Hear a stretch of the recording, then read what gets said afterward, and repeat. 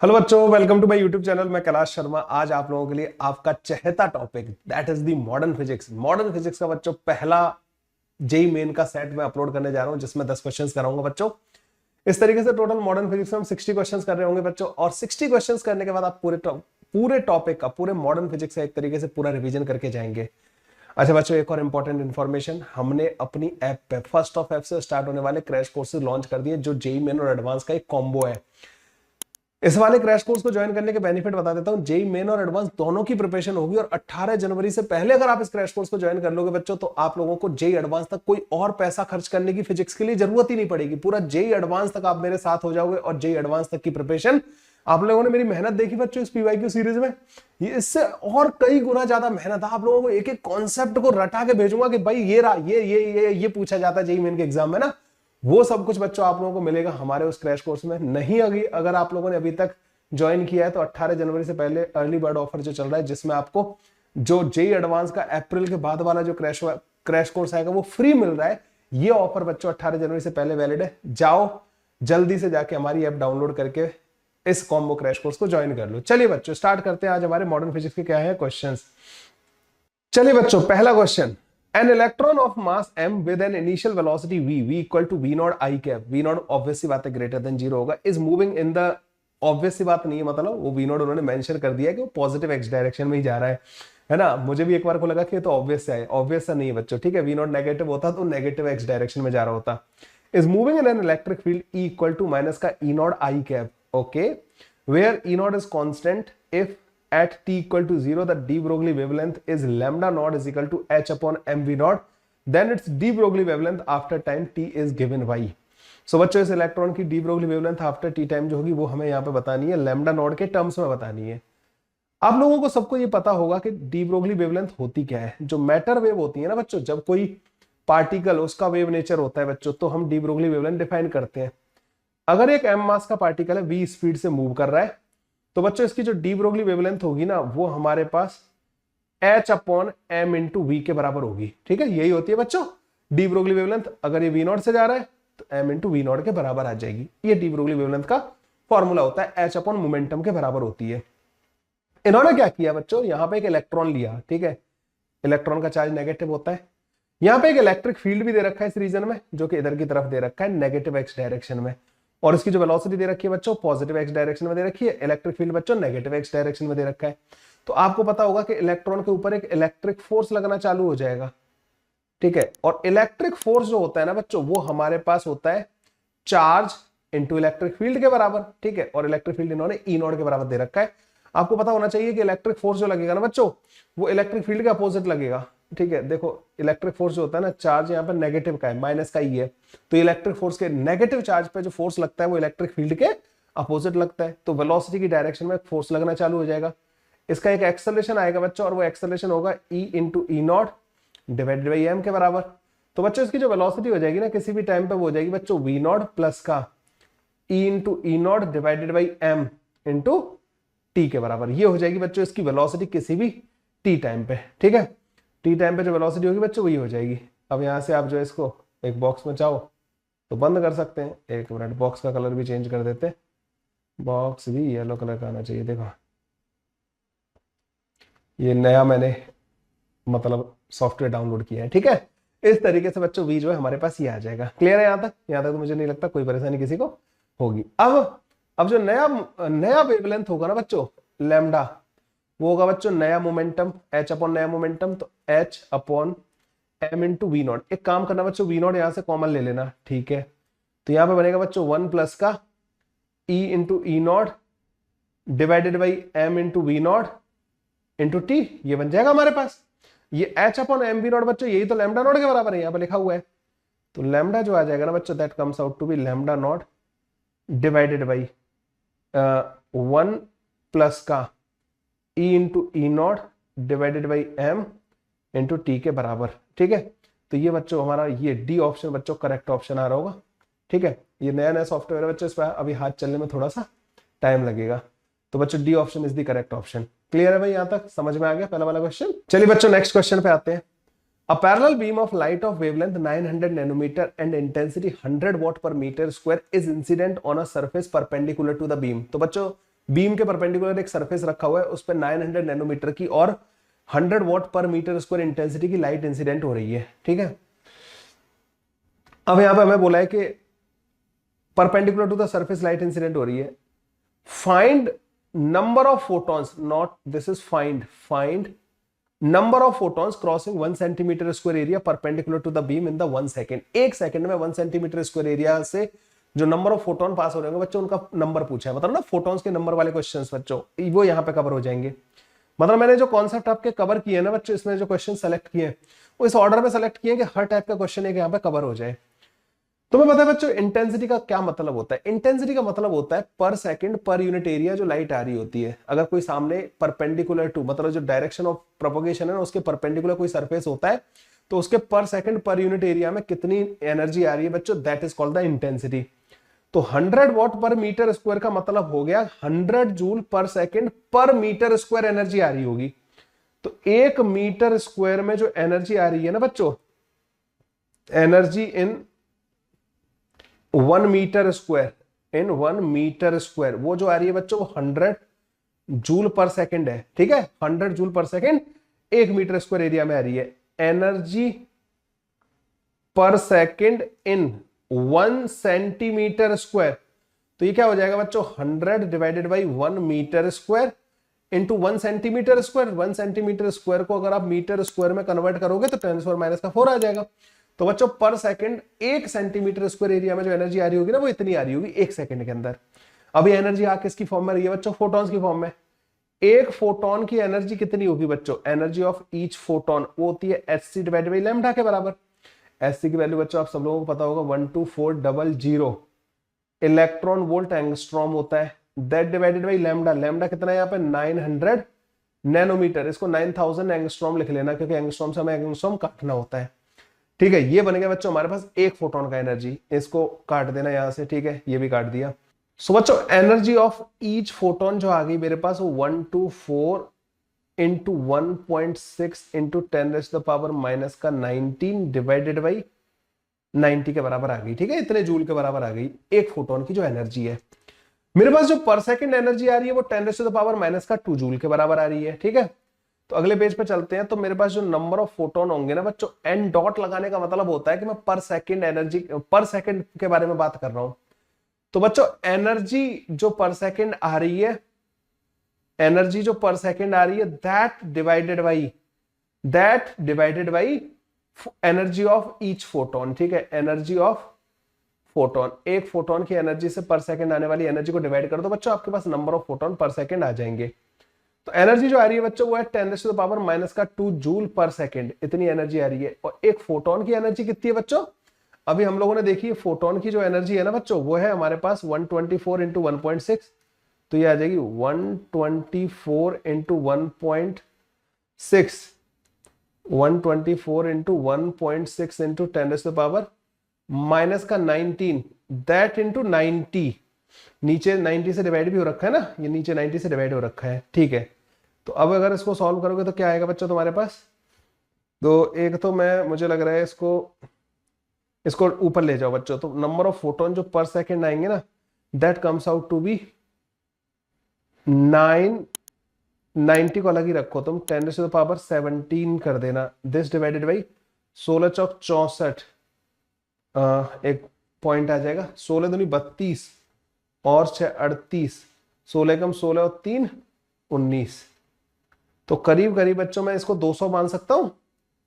तो 90 divided by 200 into 10⁻17, एक काम करना इसको 16 लिख लेना, इसको यहां पे ऐसे लिख देना।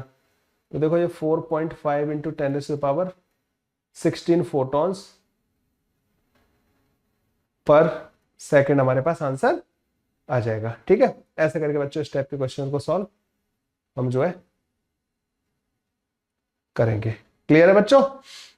Number of photon, D Broglie wavelength सबसे ज्यादा पूछे जाने वाले क्वेश्चन है। अगले वाले क्वेश्चन पे चलते बच्चों। यहां पे दे रखा था ratio of the wavelength of the proton and the neutron accelerated by a potential Vp and Vd is 1:√2, then the ratio of Vp and Vd will be, तो ratio of wavelength of the proton and neutron, इस potential पे हम लोगों ने उनको accelerate किया है, उनकी वेवलेंथ का रेशियो बच्चों ये दे रखा है। So again D Broglie wavelength का क्वेश्चन है। प्रोटॉन न्यूट्रॉन जब भी पार्टिकल की बात कर रहे होते हैं वेवलेंथ के साथ तो वो मैटर वेव ही होता है, ठीक है। तो हम यहाँ पे कहेंगे कि इसको सॉल्व करना स्टार्ट करते हैं बच्चों। आपको पता है वेवलेंथ जो होती है ना बच्चों लैम्डा, वो होता है बच्चों h divided by m into v के बराबर, है ना। m इंटू वी को बच्चों आप ऐसे लिख सकते हो, मोमेंटम को h डिवाइडेड बाई रूट के अंदर 2m इंटू के बराबर लिख सकते हो, काइनेटिक एनर्जी के बराबर। काइनेटिक एनर्जी जो होती है बच्चों वो basically charge into accelerating potential के बराबर होती है, ठीक है। वी एक्सेलरेटिंग के बराबर होती है, जो कि इनके दोनों के पोटेंशियल हमें ये दे रखे हैं। हम इसको ले जाकर पुट कर देंगे तो लैम्डा जो आ जाएगा ना बच्चों, जैसे lambda of proton divided by lambda of deuteron, ठीक है, ये बनेगा बच्चों हमारे पास। इसको डिवाइड करोगे तो देखो मास दोनों के अलग अलग होंगे, प्रोटॉन का मास m होगा तो न्यूट्रॉन का मास 2m होगा, काइनेटिक एनर्जी दोनों की अलग अलग होंगी।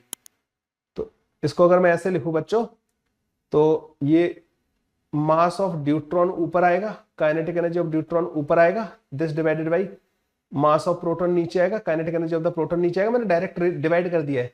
जो प्रोटॉन ऊपर था तो उसका मास नीचे होगा, लैम्डा और मास और रूट के में मतलब ये वाला रिलेशन होता है ना, इसलिए प्रोटॉन ऊपर है तो जिसके मास इधर नीचे आएंगे, काइनेटिक एनर्जी ऐसे आएंगी। इसको बस ऐसे लिख लेना बच्चों, है ना। तो यहाँ पे मास ऑफ न्यूट्रॉन बच्चों 2m हो जाएगा, मास ऑफ प्रोटॉन तो ये 2 आ जाएगा। इन काइनेटिक एनर्जी को लिखना बच्चों, ड्यूट्रॉन और प्रोटॉन का जो चार्ज होता है ना बच्चों सेम होता है, तो accelerating potential of deuteron divide by accelerating potential of proton, ठीक है, ये आ गया। इसकी वैल्यू हमें दे रखी है बच्चों दिस 1/√2 के बराबर दे रखी है, तो दोनों साइड स्क्वायर कर देना, तो 1/2 will be equal to 2 times v of deuteron divide by v of proton. तो प्रोटॉन डिवाइड बाई ड्यूट्रॉन इन्होंने हमसे पूछा है, तो v ऑफ प्रोटॉन, ठीक है, एक minute, v of proton divide by v of deuteron will be equal to 4। तो बच्चों 4 हमारा आंसर आ जाएगा, ठीक है, 4:1। डी ऑप्शन बच्चों हमारा करेक्ट ऑप्शन होगा। क्लियर है? ओके, डी ऑप्शन बच्चों हमारा करेक्ट ऑप्शन आ रहा होगा, ऐसे करके ही सॉल्व हो जाएगा। तो ज्यादा था नहीं इस वाले क्वेश्चन में, ठीक है। Let's move to the next question. यहाँ पे बच्चों हमें क्वेश्चन दे रखा है, the equation lambda is equal to 1.227 divided by x nanometre can be used to find the de Broglie wavelength of an electron. In this equation x stands for m बच्चों यहाँ पे मास ऑफ इलेक्ट्रॉन दे रखा है, p linear momentum दे रखा है, k kinetic energy दे रखी है और v एक्सेलरेटिंग पोटेंशियल दे रखा है इन वोल्ट ऑफ द इलेक्ट्रॉन, ठीक है। आपको पता है बच्चों, आपके पास जो जितने भी डी ब्रोगली वेवलेंथ के फॉर्मूलाज होते हैं उनमें एक होता है lambda divided by lambda is equal to h divided by m into v के बराबर। तो v तो बच्चों ये स्पीड वाला होता है, तो मैं अगर h की वैल्यू पुट कर दूं, मास की वैल्यू पुट कर दूं, इलेक्ट्रॉन का मास भी पता है, h भी पता है, v अलग अलग होंगे तो उसकी मतलब वेवलेंथ अलग अलग आएगी, लेकिन v पे डिपेंडेंस यहाँ पे दे भी नहीं रखी है। अच्छा, रूट के अंदर p पे डिपेंडेंस दी है, तो यहाँ पे बच्चों एक फॉर्मूला मतलब रूट के अंदर p तो बच्चों स्पीड पे डिपेंड करेगा ना, तो मुझे नहीं लगता ये बी वाला ऑप्शन हो सकता है, ठीक है। बी वाला ऑप्शन तो वैसे ही एलिमिनेट हो जाएगा, क्योंकि h अपॉन रूट के अंदर p में p जो है ना बच्चों उसमें v पे भी डिपेंड करेगा, ठीक है, तो वो वाला नहीं पुट कर सकते हम लोग ना। फिर मैंने देखा और क्या होता है, काइनेटिक एनर्जी के साथ क्या रिलेशन होता है, तो काइनेटिक एनर्जी के साथ रिलेशन जो होता है ना बच्चों, lambda is equal to h upon root के अंदर 2m इंटू के होता है, ठीक है। h की वैल्यू बच्चों 6.6 इंटू 10⁻³ होती है, ठीक है, और दिस डिवाइडेड बाई ये मास की वैल्यू पुट कर देना बच्चों 2 into 9 into 10⁻³ into kinetic energy, ठीक है। ये मैंने यहाँ पे पुट कर दिया। जब आप इसको बाहर निकाल के लाओगे ना तो लैम्डा की जो वैल्यू आएगी ना 6.6 इंटू 10⁻³ दैट मतलब मास, और इसको बाहर निकाल लेना। देखो m इंटू के, जैसे रूट के अंदर m इंटू के दे रखा है तो सिर्फ √2 को बाहर निकालना, √2 को ना, तो 1.4 रूट के अंदर m इंटू के। अगर आप इसको डिवाइड भी कर दोगे ना तो ये 5 इंटू समथिंग बनेगा, मतलब हमारा जो 1.227 डिवाइड बाई x नैनोमीटर वाला फॉर्मूला है वो नहीं बनेगा, ठीक है। अगर मैं m को भी बाहर निकाल लूं यहाँ पे ना और रूट के अंदर सिर्फ k रहने दूं, m की वैल्यू 93 बाहर आ जाएगा और वो 10⁻³ है, तो एक काम करना 90 को बाहर निकालना, ठीक है। या एक काम करना है, इसको लिखना है 6.6 इंटू 10⁻⁻⁻25 नैनोमीटर में पहले कन्वर्ट कर लेना। दैट डिवाइडेड बाई 3 बाहर आ जाएगा। 20 का जो रूट आएगा बच्चों करीब करीब 4.5 के करीब आएगा, ठीक है 4.5 है ना, 4.5 इंटू 10⁻⁻16 रूट के अंदर के। तो एक तो ये वाला एलिमिनेट हो गया हमारा, और हमारा फिर बच्चों रूट के अंदर के वाला भी यहां से पता लग जाएगा, क्योंकि 10⁻16 से इसको कटोगे तो ये बनेगा बच्चों हमारे पास माइनस का 9, और ये इससे जब काटोगे ना बच्चों इसको तो 45 135 13.65 कुछ 0.5 के करीब बनेगा। नहीं, ये भी नहीं बन सकता। अब बच्चों पोटेंशियल वाला फॉर्मूला, तो आपने एक लैम्डा का फॉर्मूला और होता है बच्चों, मैं थोड़ा, अगर ये नहीं दिख रहा हो रूट के अंदर एम के लिखा हुआ है तो ये आप देख लो।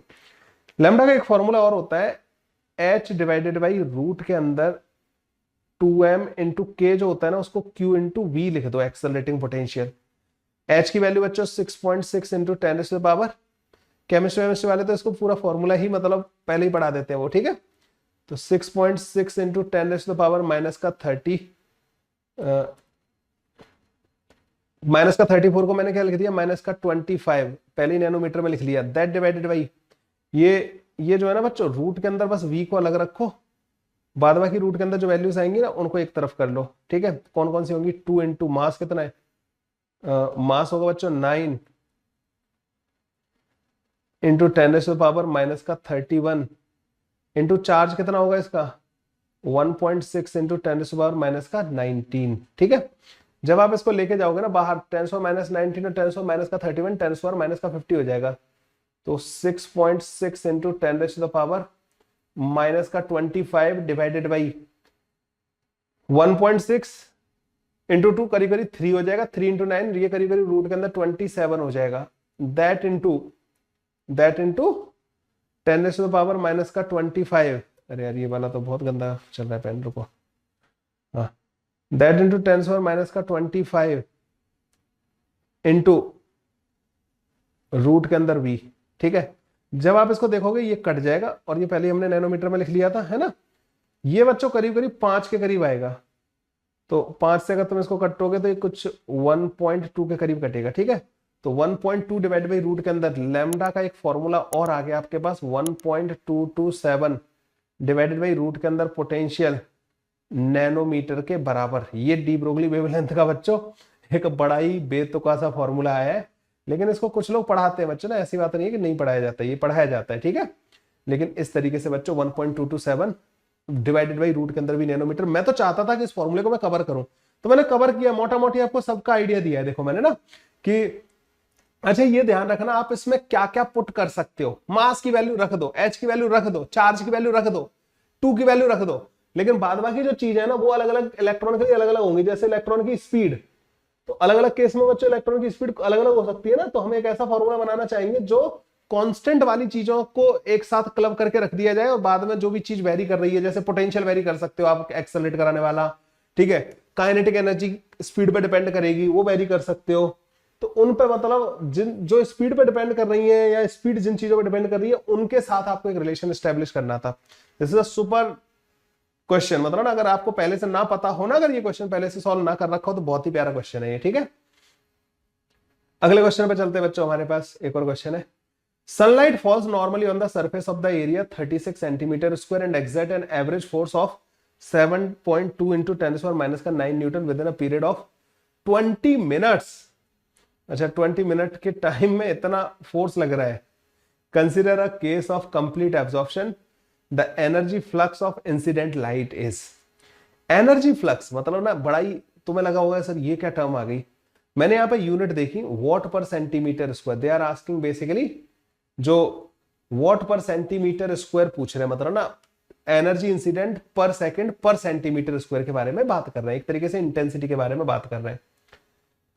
एक तो सबसे पहली बात इन्होंने with in a time period of 20 minute क्यों दिया है, इसकी जरूरत नहीं है। आपको पता होना चाहिए कि जो रेडिएशन फोर्स होता है ना बच्चों, रेडिएशन फोर्स जो होता है वो होता है बच्चों I into a, radiation force का फॉर्मूला होता है I into a divided by c, 2R plus का ए के बराबर, ठीक है।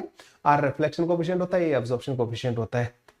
कंप्लीट एब्जॉर्प्शन हो रहा है तो आर की वैल्यू इन्होंने 0 हमें पहले ही बोल दी है और ए की वैल्यू बच्चों हमें 1 लेनी है। तो जो रेडिएशन फोर्स हो गया ना बच्चों, एफ रेडिएशन, वो हमारे पास हो गया बच्चों आई, जो हमें कैलकुलेट करना है, पर मीटर स्क्वायर नहीं, पर सेंटीमीटर स्क्वायर कैलकुलेट करना है, ठीक है, इनटू एरिया। एक काम करते हैं, एरिया हम सेंटीमीटर में ही पुट कर देते हैं, मतलब सेंटीमीटर स्क्वायर में ही पुट कर देते हैं, तो ये अपने आप जो है ना आई जो होगा ना वो पर सेंटीमीटर स्क्वायर में हो जाएगा। तो 36 divided by c, 3 into 10⁸8 into A की वैल्यू तो बच्चों 1 के बराबर हो जाएगी, और इसकी वैल्यू हमें 7.2 इंटू 10⁻⁹ दे रखी है, आई into 36 divide by 3 into 10⁻8।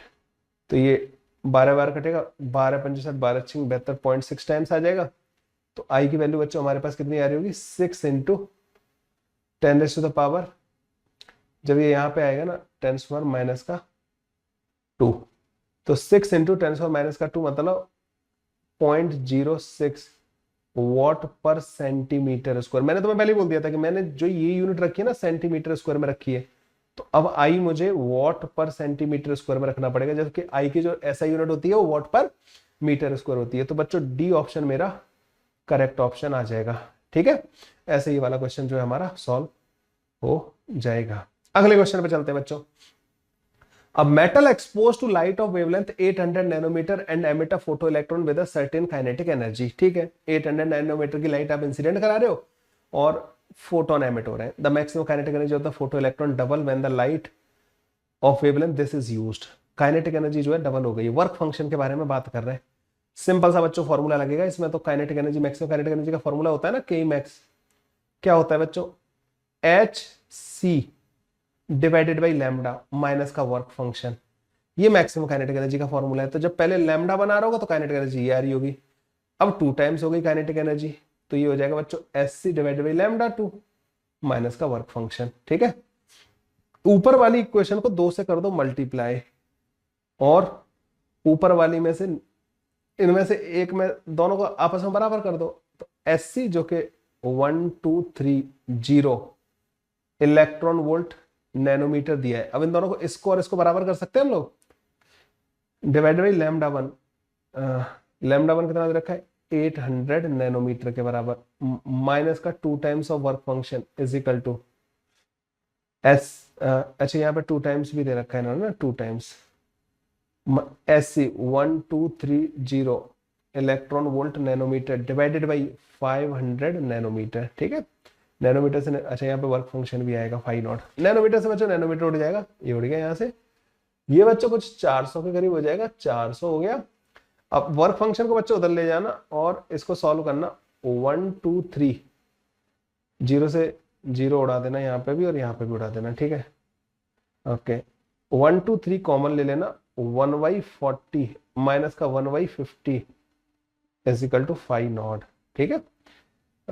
1 2 3 divided by नीचे 200 आ जाएगा और 5 माइनस का 4 आ जाएगा ऊपर, इज इक्वल टू 5 नॉट, ठीक है। ये 5 नॉट आ गया, इलेक्ट्रॉन वोल्ट में आ रहा होगा, ये 5 नॉट की वैल्यू आ जाएगी 1 2 3 डिवाइड बाई 200 के बराबर, ठीक है। 200 से डिवाइड कर देना तो 0.615 electron volt, 0.615 electron volt. C option बच्चों हमारा करेक्ट ऑप्शन आ जाएगा। इस तरीके से बच्चों ये वाला क्वेश्चन जो है हमारा सॉल्व हो जाएगा। चलिए बच्चों नेक्स्ट क्वेश्चन पे आते हैं। The momentum of an electron in the nth orbit is given by, आपको पता होगा बोर का जो सेकंड पोस्टुलेट था दैट वाज के एंगुलर मोमेंटम जो होता है ना बच्चों वो क्वांटाइज्ड होता है। अब एंगुलर मोमेंटम किसी भी ऑर्बिट में क्या होता है बच्चों, m into v into r के बराबर, और वो nh इंटू 2 के बराबर होता है। यस सर, तो मोमेंटम, लीनियर मोमेंटम क्या होगा, तो linear momentum m into v जो हो जाएगा वो nh डिवाइड बाई 2 के बराबर हो जाएगा, नहीं हो जाएगा 2 आर के बराबर। तो nh divided by 2 r, A option बच्चों करेक्ट आ जाएगा। लो इतना इजी क्वेश्चन था ये, ठीक है। तो इन्होंने मोमेंटम पूछा है, एंगुलर मोमेंटम नहीं पूछा है, इसलिए ए ऑप्शन बच्चों इसका करेक्ट ऑप्शन आ जाएगा। अगले क्वेश्चन पे चलते हैं। Hydrogen atom from the excited state comes to the ground state by emitting a photon of wavelength lambda, ठीक है। एक्साइटेड स्टेट से ग्राउंड स्टेट में आ रहा है। The value of the principal quantum number n of the excited state will be, आपको ये पता है कि जब भी कोई एक्साइटेड स्टेट से इलेक्ट्रॉन जो है ग्राउंड स्टेट में आता है तो वो एक फोटोन एमिट करता है और उसकी जो एनर्जी होती है फोटोन की वो एच डिवाइड बाई लैम्डा के बराबर होती है। और ये एच डिवाइड बाई लैम्डा जो है फाइनल स्टेट और इनिशियल स्टेट की एनर्जी डिफरेंस के बराबर होना चाहिए। मतलब पहले वाली ज्यादा रही होगी, पहले वाली में से बाद वाली माइनस कर देंगे, तो पहले वाली एनर्जी होगी माइनस का 13.6 जेड, तो मतलब हाइड्रोजन एटम के लिए बात कर रहे हैं, दैट डिवाइड बाई एन का स्क्वायर। ठीक है, ये इनिशियल वाली एनर्जी, उसमें से बाद वाली एनर्जी माइनस कर देंगे, बाद में कम एनर्जी हो जाएगी ना, नीचे जा रहा है ना, तो माइनस का 13.6 डिवाइडेड बाई 1 का स्क्वायर। ठीक है, तो एनर्जी जो आ जाएगी ना बच्चों वो 13.6 इलेक्ट्रॉन वोल्ट 1 माइनस का 1 अपॉन एन स्क्वायर के बराबर आ जाएगी। ठीक है, आपको एक फॉर्मूला याद रखना है, 13.6 इलेक्ट्रॉन वोल्ट जो होता है ना बच्चों वो आर एच इंटू सी के बराबर भी होता है। ठीक है, आर एच सी के बराबर होता है, तो यहाँ पे इसको आर एच सी लिख दोगे, एच सी से एच सी कट जाएगा, तो एन की वैल्यू इन्होंने पूछी है, तो हमारे पास 1 अपॉन लैम्डा जो आ जाएगा ना वो आर 1 माइनस का 1 अपॉन एन स्क्वायर के बराबर आ रहा होगा। तो यहाँ से बच्चों हमारे पास 1 अपॉन एन स्क्वायर की जो वैल्यू आ जाएगी ना वो 1 माइनस का 1 अपॉन लैम्डा इंटू आर के बराबर आ रही होगी। ठीक है, तो क्या मैं इसको यहाँ पे लिख दूँ वैल्यू को, तो एन की जो वैल्यू आएगी बच्चों रूट के अंदर lambda into r divided by lambda into r minus का 1 के बराबर आ जाएगी। तो रूट के अंदर lambda into r divide by lambda into r minus का 1 के बराबर बच्चों हमारे पास बी ऑप्शन हमारा करेक्ट ऑप्शन आ जाएगा। Let's move to the next question बच्चों। The kinetic energy of the emitted electron is E when the incident when the light is incident on a metal has a wavelength lambda। ठीक है, to double the kinetic energy the incident light must have the wavelength। तो again बच्चों बहुत आते हैं इस तरीके के क्वेश्चन ना, काइनेटिक एनर्जी बोल रहे हैं मतलब ये मैक्सिमम काइनेटिक एनर्जी के बारे में बात कर रहे हैं। ठीक है, तो kinetic energy of the emitted electron is E when the light of lambda wavelength comes, S divide by lambda minus का वर्क फंक्शन, ये ई के बराबर है। अब ये कह रहे हैं डबल हो जाएगी, 2e हो जाएगी जब वेवलेंथ जो है S divide by lambda dash आ रही होगी। ठीक है, ये बनेगा हमारे पास, तो हमें लैम्डा डैश और ई में रिलेशन चाहिए, तो एक काम करना बच्चों नीचे वाले में से ऊपर वाले को माइनस कर देना, तो ई बनेगा यहाँ पे एस डिवाइड बाई लैम्डा बनेगा, और नीचे वाले में से ऊपर वाले को माइनस किया है तो यहाँ पे एस डिवाइड बाई सॉरी ठीक है, ये तो लैम्डा डैश होगा, ये होगा एस डिवाइड बाई लैम्डा। अब इसकी लैम्डा डैश की वैल्यू पता करनी है, तो s divide by lambda dash is equal to E plus का एस डिवाइड बाई लैम्डा। ठीक है, तो लैम्डा डैश जो आ जाएगा बच्चों हमारे पास, लैम्डा डैश को हम उधर ले जाएंगे और H C lambda divided by E lambda plus का H C lambda divide by E lambda plus का एच सी, ये बी ऑप्शन बच्चों हमारे पास करेक्ट ऑप्शन आ जाएगा। तो तोड़ मोड़ के मतलब इन्होंने लैंग्वेज थोड़ी सी घुमाने की कोशिश की, बाद बाकी क्वेश्चंस में बहुत ज्यादा दम देखने को नहीं मिल रहा है। ठीक है, तो बच्चों इस वाले का बी ऑप्शन हमारा करेक्ट होगा। Let's move to the next question.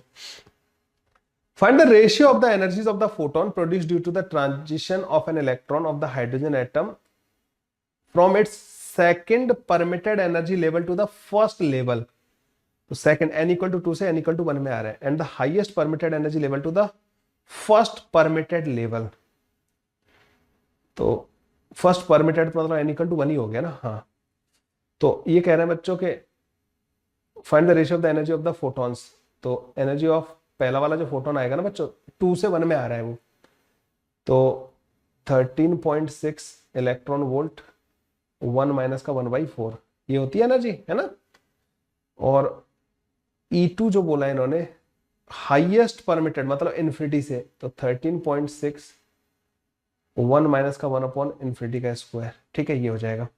दोनों का जो रेशियो आएगा ना बच्चों E1 अपॉन E2 जो आ जाएगा that will be equal to 3/4।